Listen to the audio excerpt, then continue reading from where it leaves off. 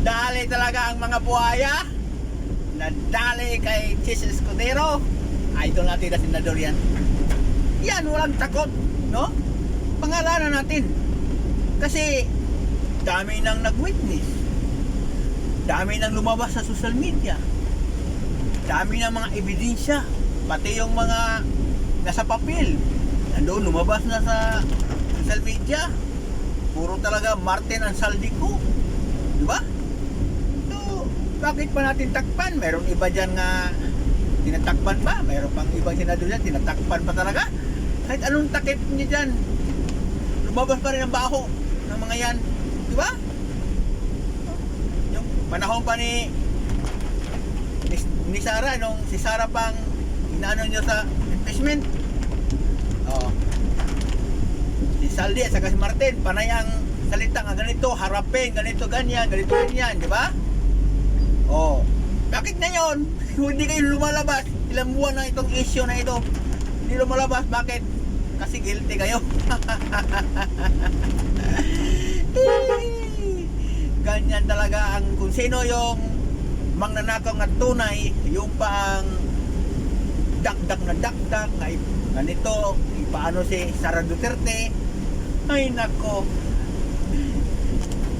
kahit na ano na sa ano, kahit na ano na audit na ng kuha, no? Didiin pa rin yung impeachment.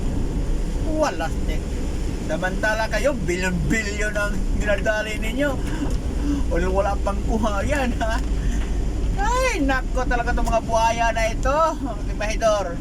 Hindi lang si Saldico at si Martin, yung Valdez ang mga buhaya, no? Dami pa rin mga senador dyan, mga buhaya, di ba? Dami pa rin. Nanahimik lang mga yan sa Ginoo ko. Ngayon nanahimik sila, pero nung kay Sara, grabe labas nila. Dakdak nitong dakdak kasi gusto talaga nila i-ano si Sara. Di ba? Ngayon, nanahimik ang mga kulukoy. Ginoo ko ninyo. Kung sino yung mga loko-loko, sino yung mga mangnanakaw sa kaban ng bayan. Ngayon, bumaliktad na tuloy. Pinagbintangan niyo si Sara nga mangnanakaw. Kayo pala bilyon ang kinukulimbat. Walaste kayo. Doon sa inyo pala nag-umpisa lahat, no? Kayo talaga ang punot dulo, no? Mga kolokoy, mga congressman, diba? Tapos dalawa yung mga DPWH, tapos contractor, diba? Kasi ganyan yung mga kabedor. Pag may project kasi, ang congressman kasi ang nag-ano niyan, nag-request, diba? Nag-approve, congressman. Ay nako, daming pira talaga.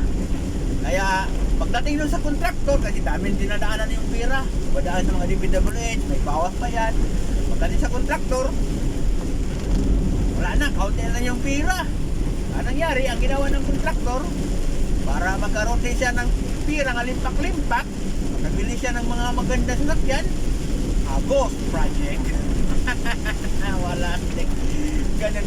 Parehas talaga, puro talaga mga pasaway talaga sa ano, puro mga pasaway talaga sa mga tao, no?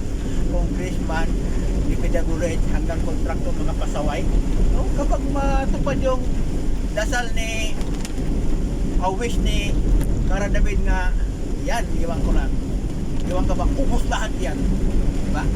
Yan lang kabedor. Natutuwa lang ako sa mga lumalabas ngayon ano, mga trending pa rin yung mga buhaya na yan. Wala stick talaga.